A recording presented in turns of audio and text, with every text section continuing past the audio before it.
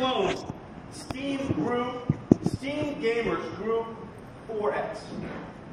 That is spectacular growth. That's huge. One of the reasons why PC gaming is growing so fast is because the technology keeps evolving. It's an open platform. Developers keep coming up with greater and greater production value. The special effects that we add to the games are more and more interesting, and the technology keeps advancing. From shaders to higher resolution to HDR, and now we're moving into VR. In just the last 5 years, technology has increased in capability by a factor of 10. This ability to innovate and continuously evolve the PC platform is one of the reasons why PC gaming is so vibrant. Another reason, the different ways that developers and game makers continue to innovate on ways you play. Starting with first-person shooters, we moved to real-time strategy games, and now we have these amazing mobile games. Esports has become one of the major phenomena in entertainment. There is no question in my mind this is going to become the largest sport on the planet. Today, there are 100 million mobile gamers. It has grown a factor or 2 in the just last 2 years. That doesn't even count all the people that spectate. Just as you know, not only is it fun to watch, not only is it fun to play, it's fun to watch. The number of people who watch other people play video games on YouTube and Twitch has now reached 600 million. 600 million, growing 50% a year. PC gaming is vibrant. PC gaming is thriving thanks to all of you.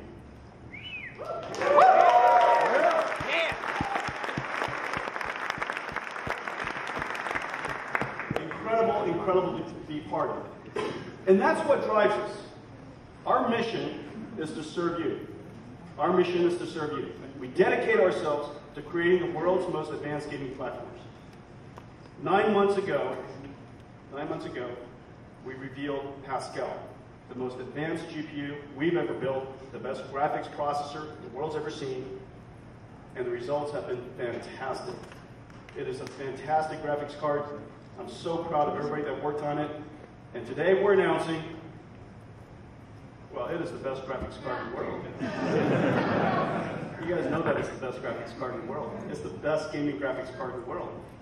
Today we're announcing that it's going to be effectively, immediately, $100 more affordable. So more of you can enjoy the world's best.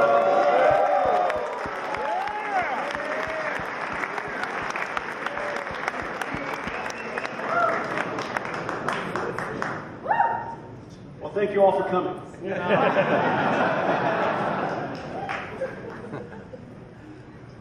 Several months after we announced the world's best gaming card, a giant leap from anything that the world's ever seen, we introduced the Titan X. Titan X is the best graphics card money can buy. It's for people who just absolutely need to have the best. They want the best, they need the best, the resolution and monitors the absolute highest, and they have 2 or 3 of those monitors. They just need to have the best. They use it to play games, they use it to create movies, they use it to render films, they use it for all kinds of things. It is the single most advanced GPU that we have ever created. People have called it the king. And today, just so that some of you, more of you, could enjoy this incredible graphics card that is relatively hard to buy. There are going to be 5 lucky winners in the audience.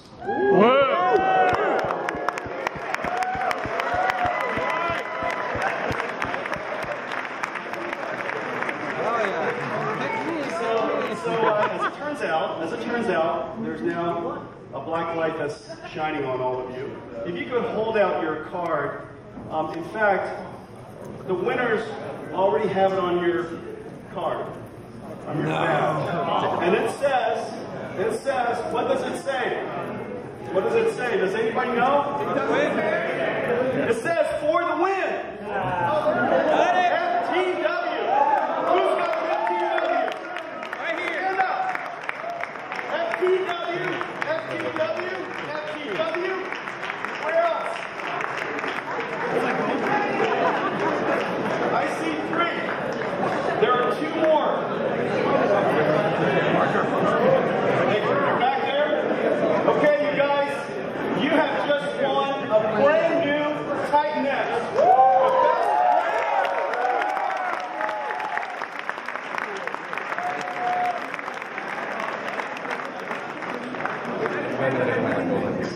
All right, I got some other things I got to tell you.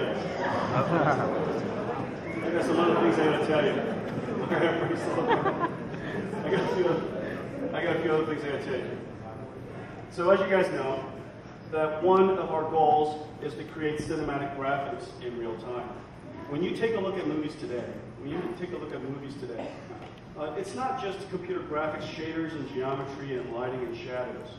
In order to make the cinematic experience realistic, it has to obey the laws of physics. Before you render it, you have to simulate the world.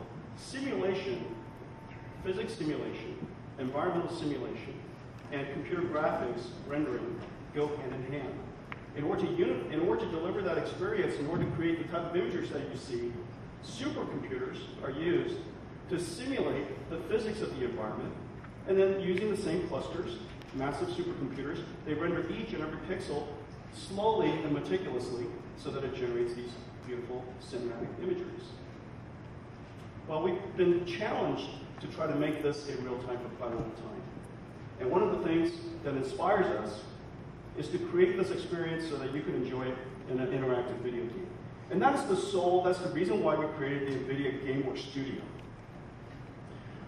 Over the last, coming up on 10 years, we've dedicated some 500 engineering hours to create the world's most advanced real-time special effects engine.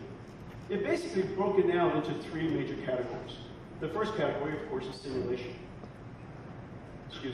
Rendering. That's about lighting. Everything looked backwards from up here, just so you know. Yeah. It's about lighting, it's about shadows, volumetric lighting, advanced lighting techniques, and shadows. All kinds of interesting shadow effects, because as you guys know, rendering shadows is really complicated. And without shadows, you simply don't have that sensation, that feeling that it looks real. Soft shadows, contact hardening shadows, self-casting shadows. Your hair casts shadows on all the other strands of hair. When you look at grass is rendering. Not only is it green and it's waving in the wind, it's also casting shadows on itself. We also want to create the sense of photorealism using a technique called global illumination. With Pascal, we introduced the idea of simultaneous multi-projection, the ability to render into every single direction, 6 different directions at the same time. That ability allows us to create a type of global illumination effect, acceleration called voxel-based GI, VXGI. We also use that technique for voxel-based ambient occlusion. All of those advanced rendering techniques are embodied inside our rendering engine. We also created the world's most advanced real-time simulation engine. They're particle systems, they're fluid systems, systems that allows you to simulate rigid bodies, simulation engines that allows you to simulate cloth, hair, turf. And all of those techniques, as you can see, unifies both the simulation, the physics simulation of it, as well as the rendering part of it. We combine it into one single engine so that we can create these type of special effects that you guys see in cinematic films. The amount of computation necessary to do so is really quite extraordinary. In fact, it's a supercomputing problem. And that's one of the reasons why these film studios use large clusters of supercomputers to render film. It is the single most expensive thing they do. It takes hours to render each frame, and it takes some in order to create the entire film.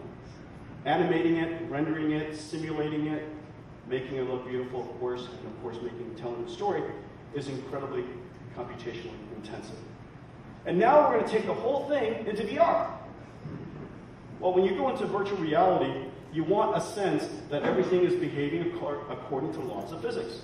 When you touch something, there should be a sense of collision detection. When you use water, you should see that it's spewing and flowing and adhering, if necessary, if appropriate, to different surfaces. Smoke should behave like smoke, fire should behave like fire. In order to put all of that into VR, an enormous amount of computation is necessary. Well, we've been developing this engine now for quite a long time. It's been incorporated into major game engines all over the world. Today we're announcing something really, really important. This body of work, representing 500 engineering years in our company, today is available, all of it, in DX12. DX12 gives us the opportunity to put this engine in the hands of developers all over the world, and it'll run on any platform that is DX12 compatible. And as an incredible DX12 system, this engine will now run on it. By unifying rendering simulation in VR and putting it on every DX12 platform, we hope that we can lift, and we hope that we can inspire future games like you've never seen before. So today, we're announcing the NVIDIA GameWorks library and engines will be available on DX12. I want to thank all the engineers that worked so hard to make this possible.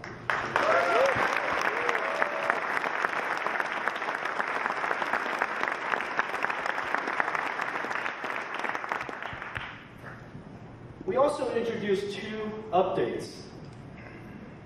As you saw earlier in the cinematic movie, cinematic images, rendering water is really, really hard. Water is made of a whole bunch of molecules, and molecules interact with each other. Sometimes it's more viscous, sometimes it's more liquid. It flows, interacts with objects, things boil on top of it. And as you know, water is really, really beautiful. It's very hard to do. The technique used for doing that is called smooth particle hydrodynamics. Basically, every single molecule, depending on the size that we choose, and the size that we choose would allow you to enjoy it more realistically or otherwise. The size that we choose would interact with all of the other water molecules around it, and it sloshes around, things float on top of it, and heavy things will sink to the bottom, and light things will float on top. And every time you use it, if you simulate it properly, your video game comes alive. You basically have a pool of water in front of you. For viscous liquids, it's a great algorithm. It's the same algorithm that you see people use in films. For expanding gases, we use a slightly different algorithm. There we use an adaptive, sparse voxel grid in order to simulate the smoke or flames. And each one of these little voxels will contain some fuel.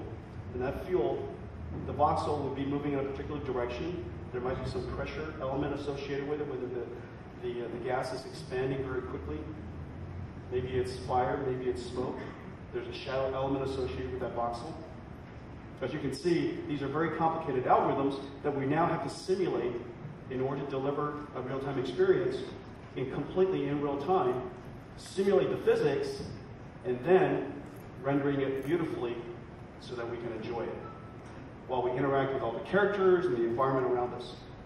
And so why don't we take a look at that? The first one that we'll look at is smooth particle hydrodynamics. And, well, let's see. Whoa.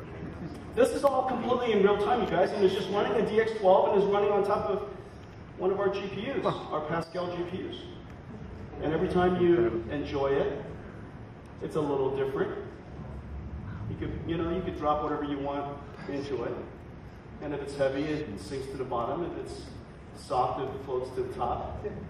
It could be foamy, it could be made of wood, it could be made of plastic. We could squirt more water into it. And after we simulate it using a supercomputing algorithm called SPH, we can then render it.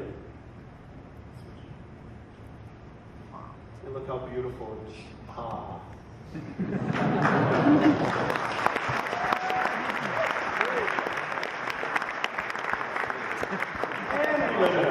Okay? Dang, all right, so first, SPH, fluid simulation, liquid simulation. Now let's take a look at smoke.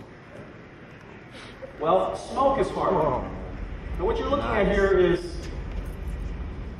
our voxel grid, adaptive voxel grid simulator. And this is a fire that is inside an Unreal Engine. And notice the fire is hot on the bottom and it turns into smoke. Some of the things that you're looking at with the smoke is really quite exciting. It's never been done before. This is smoke that's doing self-shadowing. And that's why when the smoke goes up, it just doesn't turn gray, but you can see the soft shadows, and it just, it even makes smoke look beautiful.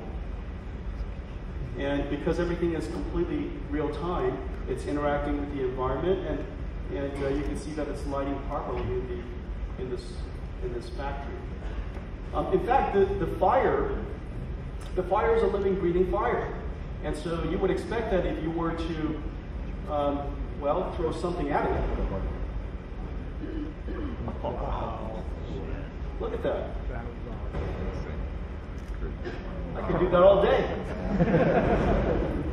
That's a whole game all by itself.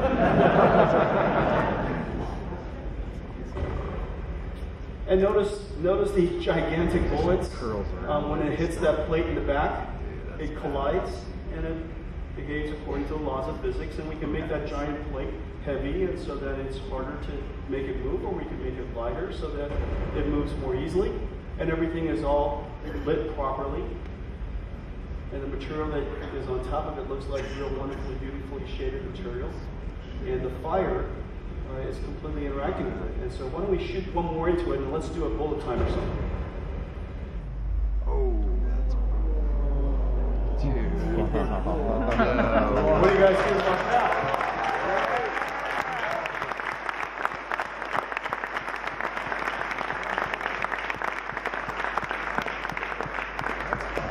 That's great, guys. Good job. Good job. Good to be here all night.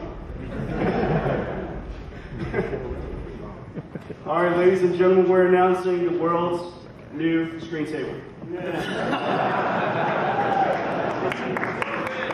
Beautiful screensaver.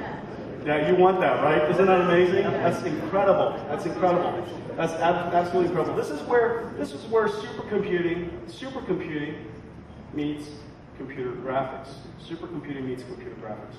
Now, the thing that's really, really quite special, and the reason why it's taken us so long to make this possible, is because the GPU now has to do simulation a little bit, computer graphics a little bit, simulation a little bit, computer graphics a little bit, and we now have to unify rendering and simulation into one application. This is now running on top of DX12, and DX12 running on top of the Pascal GPU, using the DX12 architecture of asynchronous compute, allows us to now interleave computer graphics and computation into one workload.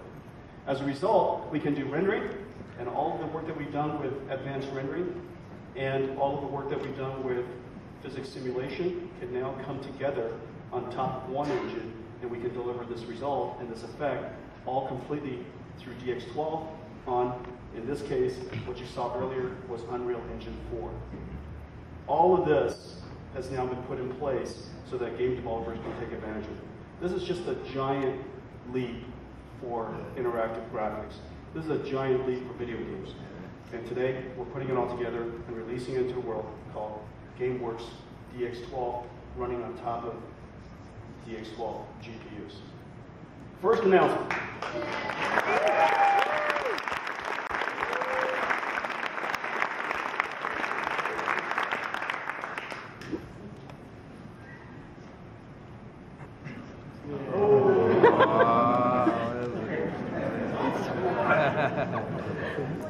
Come on. Say it. Say it. It's time. It's time.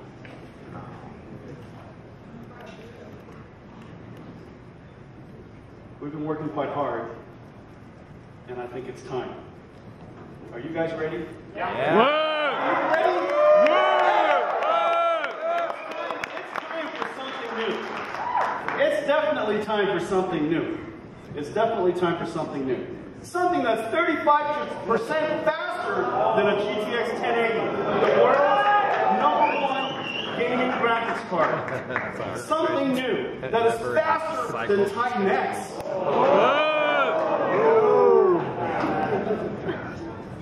Something new. Let's call it the ultimate GeForce. The ultimate GeForce. Faster than a speeding bullet. more powerful than a locomotive. Leaps tall buildings with a single bound. Ladies and gentlemen, let's run it.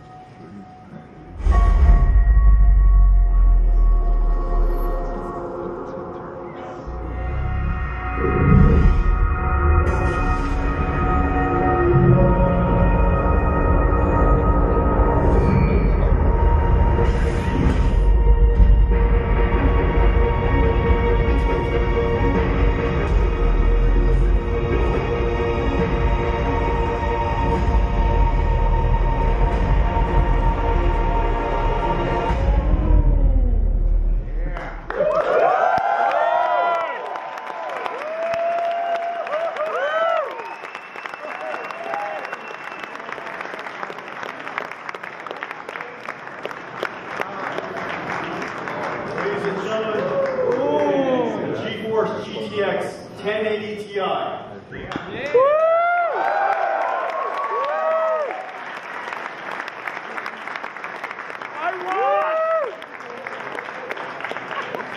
The ultimate GeForce, the 1080 Ti, 3,584 CUDA cores, 11 gigabytes of frame buffer memory, 11 gigabits per second, nearly 500 gigabytes per second of frame buffer bandwidth with the new G5X memory, the new 1080 Ti, the ultimate GeForce.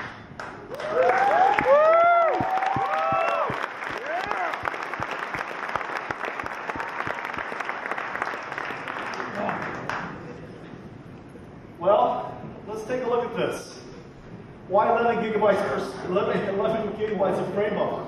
Well, every generation, our frame buffers keep getting larger, and the reason for that is because games are getting better. Games are getting more beautiful. Games are getting richer. Textures are getting larger. Worlds are getting larger. Resolution is getting higher. The number of render buffer is increasing. The special effects is growing. Year after year after year. The video games just getting more and more beautiful.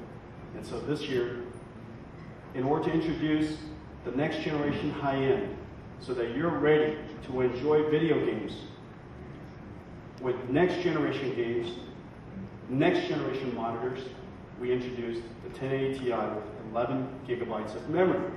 Now when you take a look at history, it would suggest that very shortly we're going to need 11 gigabytes. These are some examples of games that we've seen over the years. You've got Total War, you've got Call of Duty, Grand Theft Auto, and year after year after year, the specs. Watch Dogs 2. Watch Dogs 2 is nearly 8 gigabytes all by itself today. At 5K, that would be nearly 11 gigabytes. And that gives you a sense of one of the reasons why we decided to put so much memory into this new graphics card. The second question is, how did it get so fast? How is it possible that out of the box, 1080 Ti is 35% faster than 1080? Such a huge lead from before. How is it possible that 1080 Ti out of the box is faster than the Titan X? Well, one of the reasons is because we've been working on refining all of the software on top of our GPUs, but mostly because the frame buffer is so high performance. The 1080 Ti, the raw bandwidth of the frame buffer is nearly 500 gigabytes per second. It is incredibly fast, 11 gigabits per second. G5X, brand new memories, just available now.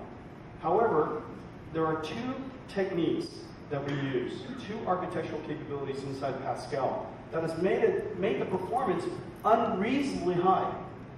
A lot of people have asked us, how is it possible that Pascal is so performant? Well, there were two technologies we invented to amplify the bandwidth even further. The first is compression technology. When we render into the frame buffer, we render it in a compressed way. And so as a result, every single pixel is represented by a fewer number of bits, and there are many, many pixels that we're rendering, and if it's represented by a fewer number of bits because we compressed it, then it's effectively the same as if the bandwidth of the frame buffer has been boosted. The second technique is called tiling. This is the first time we've ever talked about this brand new capability of rendering. Basically what we do is that we take the frame buffer, just take the screen, and we break it up into a whole bunch of small tiles. And whenever we render into that tile, the geometry, and as you know, when you're rendering three-dimensional graphics, the reason why it looks 3D is because objects that are further away are occluded. And so likely what happened is as we're drawing into it, the objects are rendered, the pixels are rendered over and over again. And when you have translucency and when you have smoke or atmosphere effects or special lighting effects, that pixel is rendered many times. It's in fact read back several times and blended with the next pixel as it's written back into the frame buffer. Now, if we could figure out a way to put all of that on chip, then we can render at a much higher rate. And the reason for that is because the clock speed of the chip is over 1.5 gigahertz, whereas the frame buffer is limited in bandwidth. And so we could do that on chip with a tiling cache. The tiling cache made it possible for us to boost our bandwidth even further. And it depends on what application we're rendering, but if there's a lot of translucencies or a lot of smoke or a lot of alpha blending, the depth complexity is very high, then the tiling cache works incredibly well. We've effectively, between the bandwidth, compression, and tiling cache, effectively more than double the raw bandwidth that we see from already a super, super fast memory. Now let's take a look at 1080 Ti in action, but before, let me just describe to you what we're going to show you. Last year in May, with the launch of 1080, we used this character study from Epic. They're just incredible at computer graphics, and the artistry that they have is just really quite wonderful. And so we chose this Paragon character study as the topic, as the demo for 1080, because it pushed the limits of any graphics card. And 1080 could barely deliver a performance, if you recall, that didn't drop frames every now and then on a 60 hertz monitor. And this particular image, this particular demo, uses physically accurate rendering of materials. The skin, its geometry is just extraordinary. All of it turned into an incredibly great test for the state-of-art computer graphics. Now, what you're going to see is Paragon, the Paragon viewer, the character viewer, and it's going to be running basically silky smooth. It's 35% faster than what you saw last year on a 1080, and I'll tell you a bit more about it. But just take it in, how beautiful it is when something is just utterly silky smooth. Let's play it.